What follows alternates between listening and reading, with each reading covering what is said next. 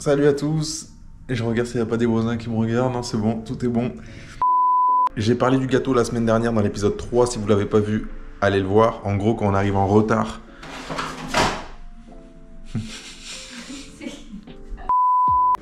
On a un chaton là, c'est pour ça, il y a plein. Si vous entendez des bruits, c'est... Voilà, c'est pas la caméra woman quoi. A few minutes later.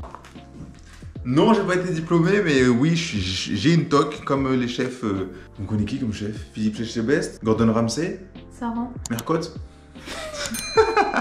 Voilà, donc au purée, mais il est où le truc? Je sais pas en fait s'il est devant ou En plus, c'est derrière. écrit 2022. Ouais, parce que ça fait long, depuis je suis un chef. Alors, versez le yaourt dans un saladier, gardez le pot, rincez-le et ensuite essuyez-le. Il va nous servir de doseur. Juste le yaourt s'il te plaît, parce que vraiment ça me... Non, on a dit quoi?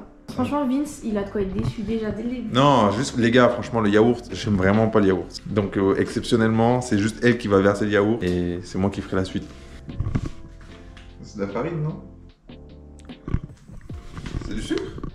Putain, le sucre, il Ah, est c'est là. de la farine. Putain, le sucre, Ah, il mais il est y a là. écrit cassonade. Mais cassonade, tu sais pas ce que c'est du sucre? Dans les commentaires, vous savez ce que c'est cassonade, vous? Restez jusqu'à la fin, il y a le match de basket après. Ah. Allez, un deuxième maintenant.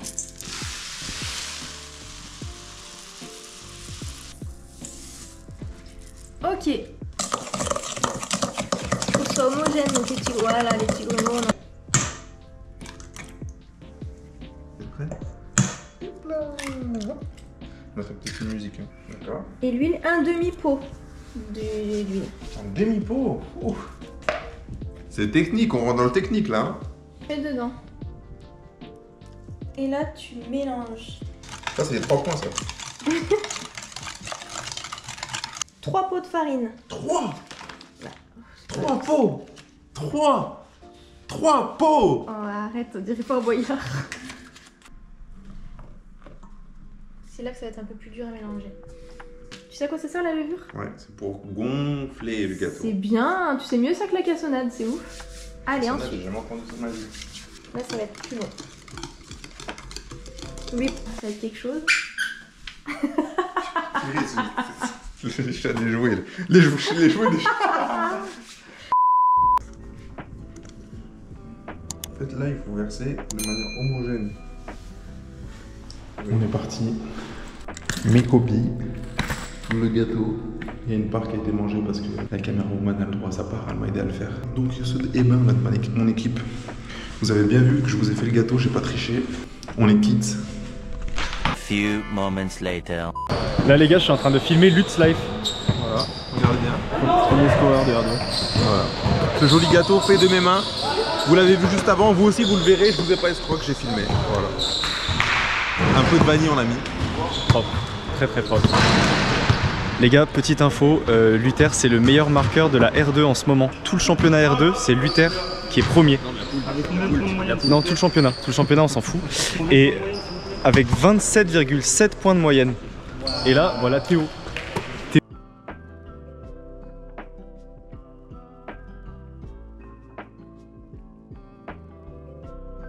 On vous laisse, on s'entraîne. En fait, il faut garder le Ça va, Colin?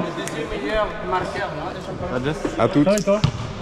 2 hours later. Maintenant, Il est bon, hein? Ah ouais? Ah, il est bon. Voilà. maintenant je ramène mon GoPro et je fais Arbis Live. Non mais par contre c'est Ma saison en France. c'est ma GoPro, c'est pas mon GoPro.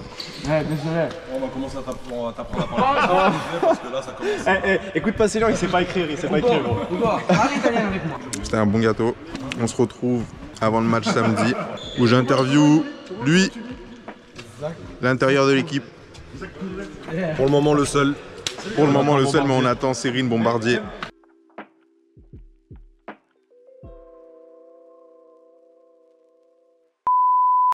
Oh, comment on se retrouve? Ça faisait un bail qu'on s'était pas vu, non? Ouais. Je crois que la dernière fois qu'on s'était vu, c'était, rappelle-moi, c'était le gâteau, non?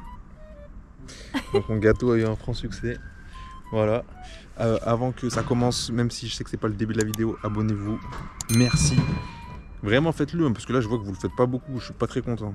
Vous voulez que je mette 30 points encore? Abonnez-vous. Je rigole. Un peu d'humour. On va jouer à Pusignan. C'est vers l'aéroport de Saint-Exupéry, c'est ça? Oui, à Lyon. Vers Lyon. Ah, Jessie m'appelle. Vous arrivez? Dis-lui qu'il se dépêche quand même. Dis-lui qu'il se dépêche, Luther il a dit. Allez, à toutes. Ouais, on attend Jessie parce que c'est lui qui nous amène, toujours en retard comme d'habitude.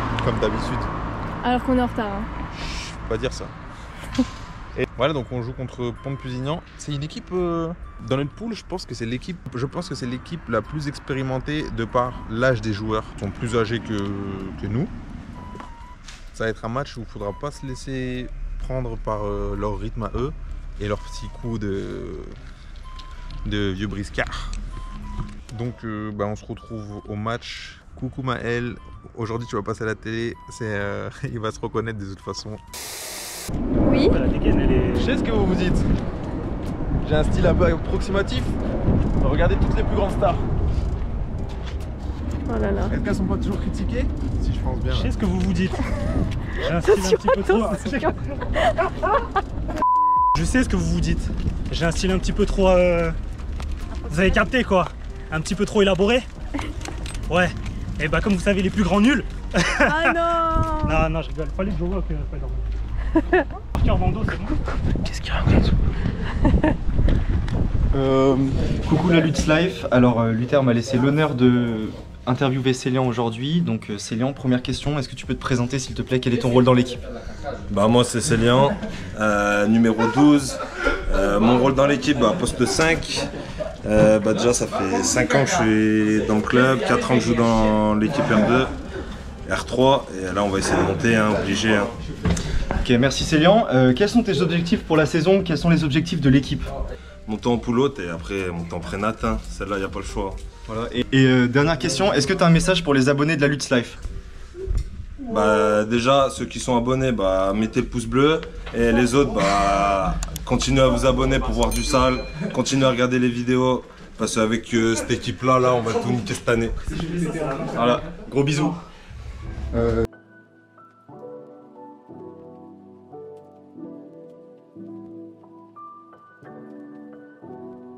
J'ai regardé les commentaires que vous m'avez mis et même je l'avais vu de moi-même. Franchement, en défense, j'ai exagéré au match dernier. Je me suis fait vraiment passer facile et j'ai compensé parce que j'ai mis 30 points en attaque, mais la défense est super important. Et pour moi, ça ne sert à rien de marquer en attaque si en défense tu prends des points aussi. Donc là, l'objectif pour ce match-là, c'est d'être terrible en défense, vraiment bien défendre. Peut-être que je vais faire n'importe quoi, ça va pas être le cas, mais en tout cas, c'est mon objectif. Et vraiment d'essayer d'être conscient de ce que je veux faire. Ça veut dire vraiment le meilleur des deux côtés du terrain, et en attaque et en défense. C'est pas toujours facile à faire parce que vous voyez, des fois, vous rentrez dans une routine où vous vous contentez un peu de ce que vous savez faire. Et si on veut progresser, il faut savoir se pousser. Donc aujourd'hui, c'est ce que je vais essayer de faire.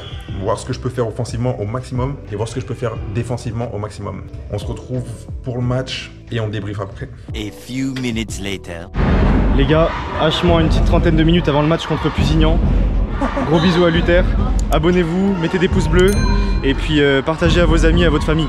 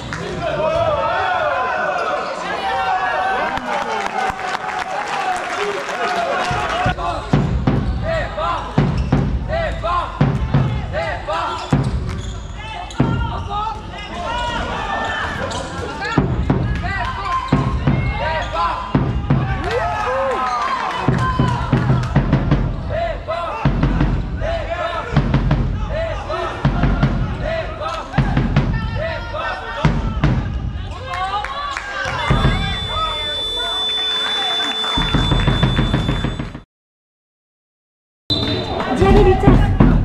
Allez Luther! Ouais, il va être content!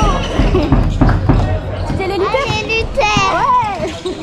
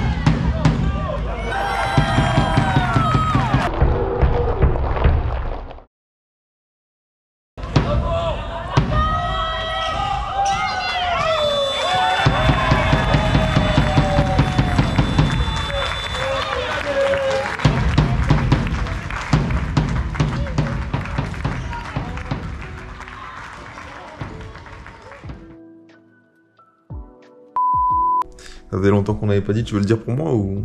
Vas-y, moi je veux bien te dire. Allez. Bon, On a perdu. on a perdu.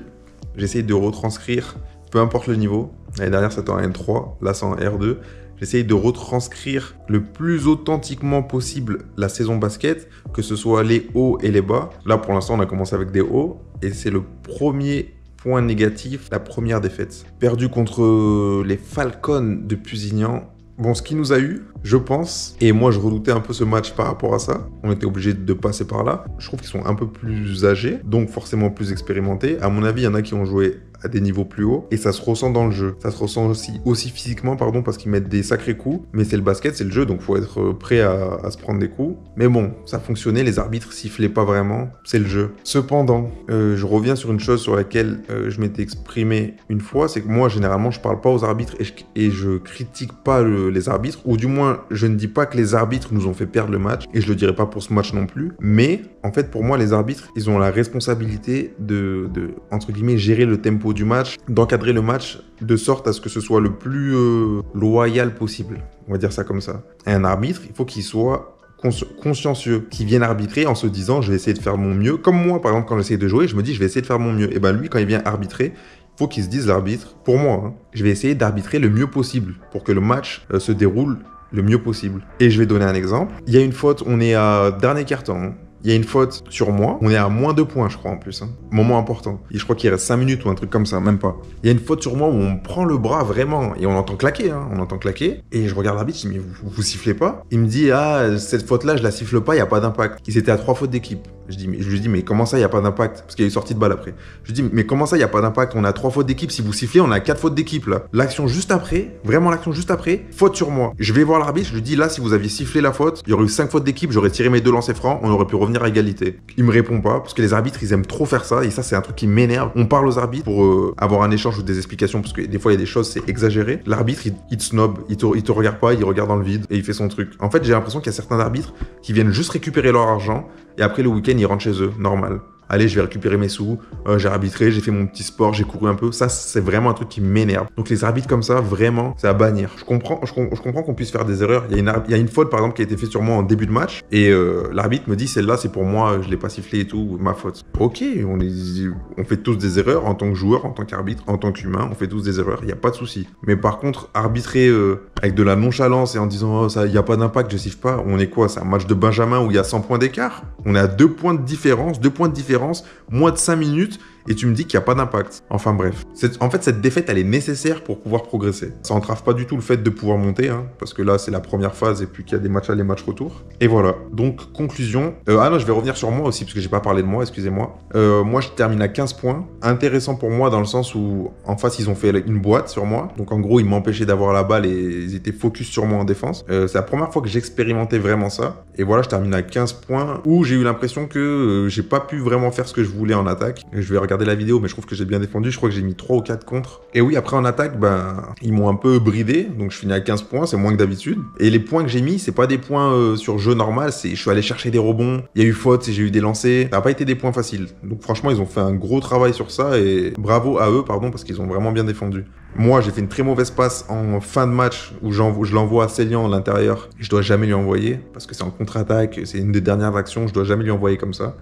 Mais je trouve qu'il y a quand même du positif et puis, comme je disais, cette défaite, elle est nécessaire pour pouvoir progresser. Voilà, je ne veux pas tergiverser plus longtemps. Là, on est le lendemain de la défaite. On va repartir au travail, hein. C'est ça qui est bien dans le basket, c'est que toujours s'améliorer. J'espère que ça vous a plu. N'hésitez pas à vous abonner, commenter, liker, partager. Vraiment, le premier épisode, il a fait 11 000 vues. Après, on a fait 5 000 vues. Après, 2 000 vues. Oh, montez les standards un peu, là.